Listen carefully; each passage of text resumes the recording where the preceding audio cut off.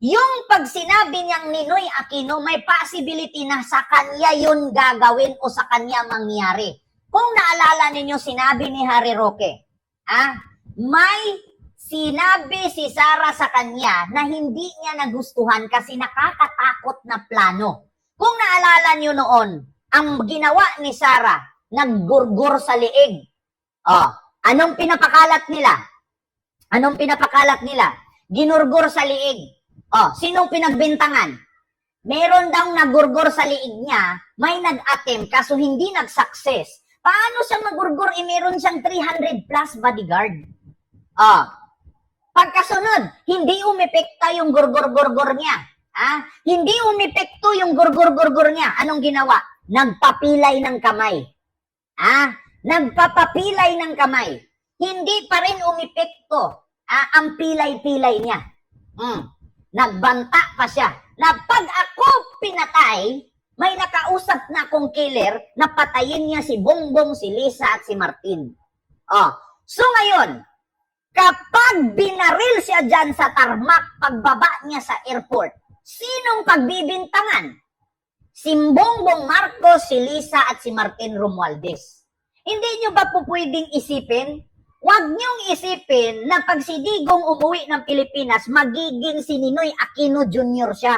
Kasi alam ni Sara at alam ninyo na hindi po pwedeng itakas si Digong sa kulungan ng ICC kasi walang jurisdiction ang Pilipinas na pauwiin si Digong, maskin si Sara hindi siya makapasok doon para pauwiin si Digong sa Philippines. Alam niya sa sarili niya yan.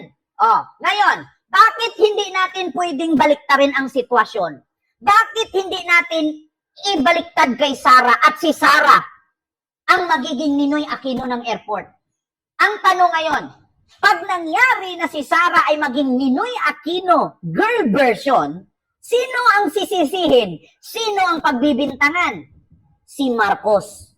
Kaya mag-ingat kayo.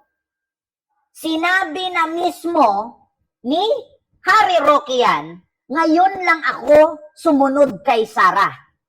Bakit? Kasi meron siyang mga plano na nakakatakot na hindi sang-ayon sa akin. Ayaw ko nang sabihin kung ano yun. Nadula si Harry Roque niyan. Totoo yan mga kababayan. Gusto niyo ipakita ko dito yung sinabi ni Harry Roque? Kung doon sa gurgur-gurgur niya hindi umipik, kung doon sa papilay-pilay niya hindi umipik, at dyan sa pag-aresto ni Digong hindi umipik.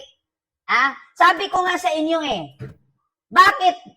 Paano kung biglang nag-jogging-jogging si Sara?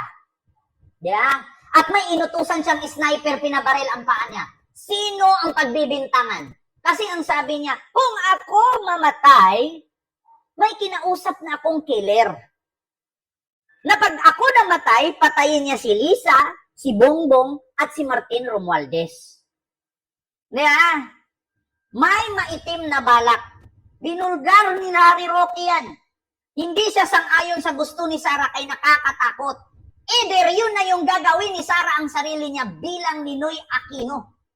Gayahin niya yung estilo ni Trump habang nangangampanya, pinapatarget ang tainga. Pwede naman targetin ang ulo, ba tainga pa? Patapyasan niya lang para ang simpatya ng taong bayan makukuha nila. Nagpagurgilay siya, hindi umipik ang simpatya. Nakulong si Digong, hindi umipik ang simpatya ng tao. Ngayon ang gagawin niya, instead na si Digong ang gawing Ninoy Aquino, na napaka-imposible namang makauwi si Digong, at alam ni Sara yan na hindi niya pwedeng ilabas si Digong sa kulungan, so bakit hindi natin ilagay na ang sarili niya ang maging Ninoy Aquino babae version? Bakit hindi si Sara ang gagawin ninyong Ninoy Aquino babae version? At siya ang sarili niya ipapatarget niya sa airport. Pagbaba niya ng eroplano, bigla siyang binaril dyan. Sinong pagbibintangan? Alam niyo yung mga sinasabi ni Sara, puro palpak. Gagawa ka lang ng plano, nagbigay ka pa ng example, nagbigay ka pa ng clue. Paano kung bigla siyang nag-jogging dyan pag uwi niya sa Pilipinas? Biglang tinarget binti niya. Sinong pagbibintangan? Si Marcos. Kasi si Marcos lang kaaway nila. Sabi ko sa inyo, mautak. Tignan nyo Oh, Hare, Roque. Kakapli lang ng video ko niyan. Nadulas. Oh, sa plano ni Sara. Inamin ni Roque yan. I cannot come home. Oh. Ma'am, that's your call. Hindi ko naman pagpipilitan ng sarili ko at kung ako ay i-request ni PRRD, importante rin na i-endorse ako at i-request din ako ni VP Sara. Kasi nga, Everyone knows Duterte's former spokesman, Harry Roque, turncoat with a knack for I cannot come home. I have to defend my president. Iba to kasi inedit eh. Pinutol eh. Ito. Bahala po pumili Ah. ang Presidente Duterte. Pero ako po ha, miski ako'y piliin ni Presidente Duterte kung ayaw ni VP Sara at ang gusto ni VP Sara, mas iba mag-represent. Ma'am, that's your call. Hindi ko naman pagpipilitan ng sarili ko at kung ako ay i-request ni PRRD, importante rin na i-endorse ako at i-request din ako ni VP Sara. Kasi nga, alam niyo naman ang kwento ng buhay ko, no?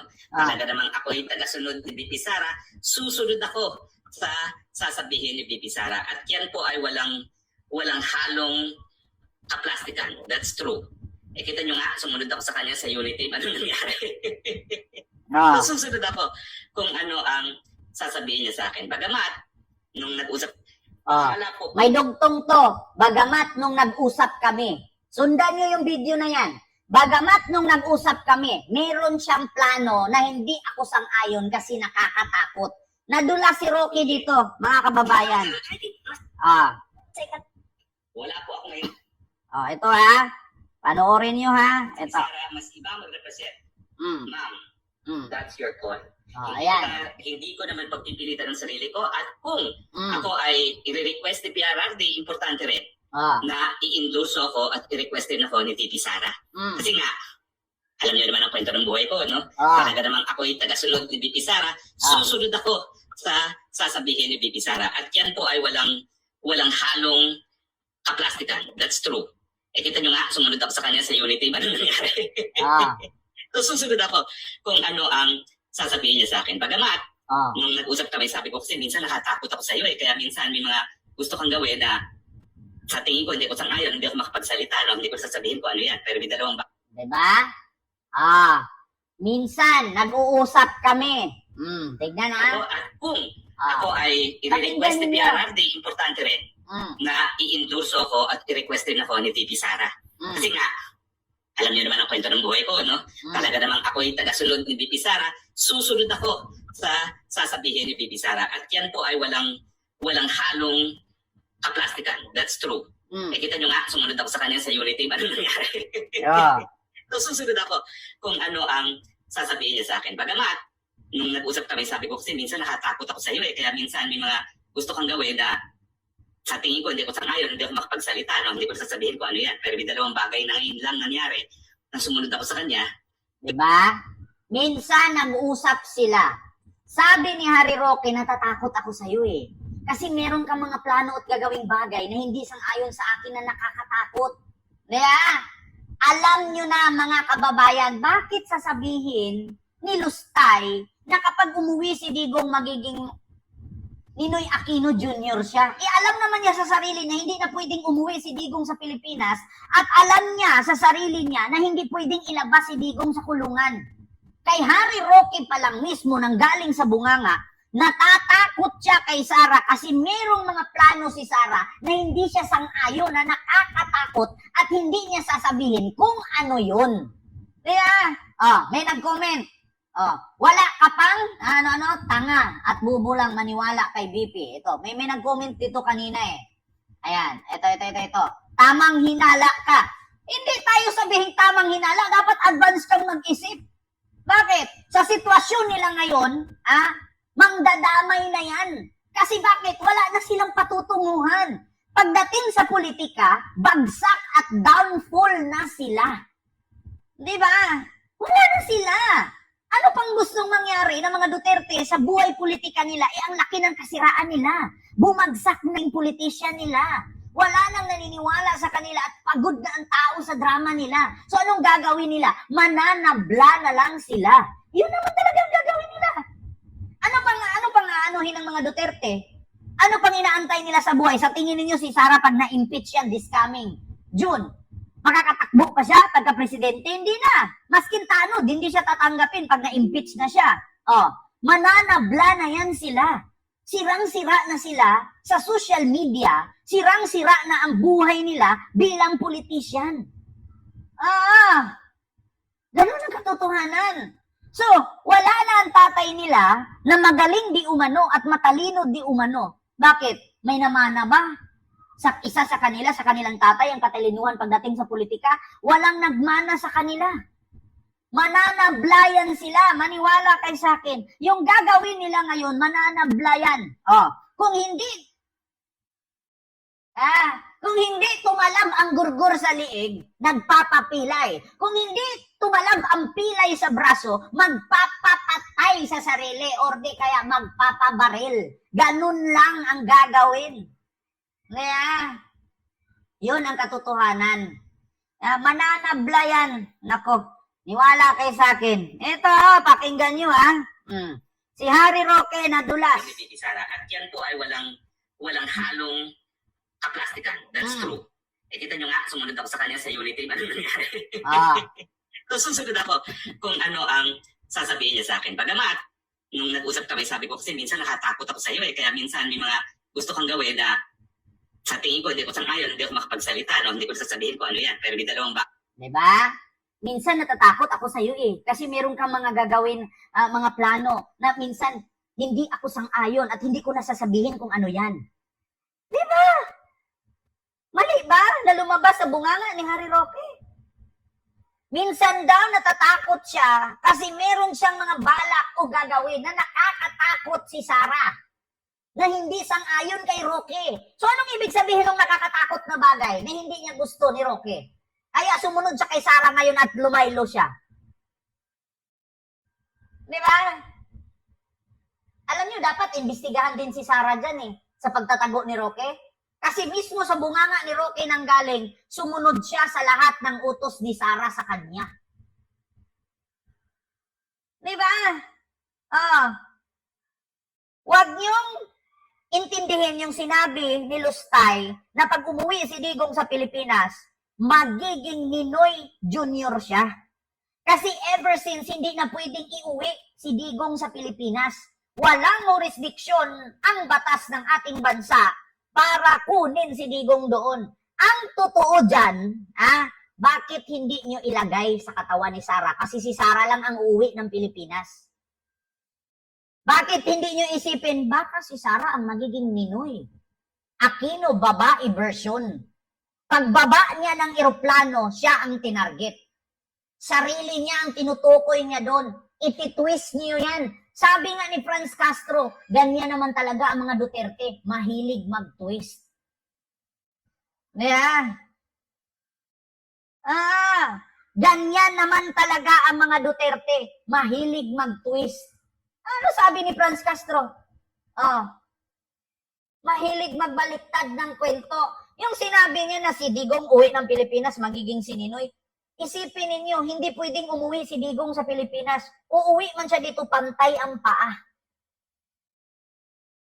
O sa madaling salita, pag namatay na siya. September ang tagal unang hearing. Hindi pa natin alam kung anong, ang sabi nga ng mga attorney, 3-4 na taon bago matapos ang kaso ni Digong. So hanggat nakabinbin ang kaso at running for court trial, hindi siya pwedeng umuwi sa Pilipinas. So bakit sinabi ni Sara na kapag umuwi si Digong sa Pilipinas, magiging si Ninoy Junior siya? Si Digong. Si Sara lang naman ang uuwi ng Pilipinas. Bakit hindi nyo ilagay sa katawan ni Sara na siya ang magiging Ninoy babae version? Baka nakalimutan ninyo, ulitin ko. Nagurgur sa liig. Imposibleng magurgur ka. May nag-attempt daw na magurgur sa liig niya, hindi nag-success. Paano ka magkaroon ng gurgur sa liig? Meron ka 300 plus bodyguard. Kahit 20 ka bodyguard, hindi ka na malapitan. Kahit 2 nga lang Yung mga sikat nga na mga artista dyan, katulad ng Blackpink, ni Lisa, ng mga K-pop, 2-3 lang bodyguard. Si Sara, 300 plus. Ah. Di ba? Tapos sabihin nyo, gurgur sa leeg. Paano mangyari na magurgur ka sa leeg kung meron kang 300 plus na bodyguard? Bakit hindi natin i-search ngayon kung ilan ang bodyguard ni Sara Duterte nang malaman ninyo? Hindi Sara Duterte, bodyguard. Di ba? Makikita naman natin yan eh.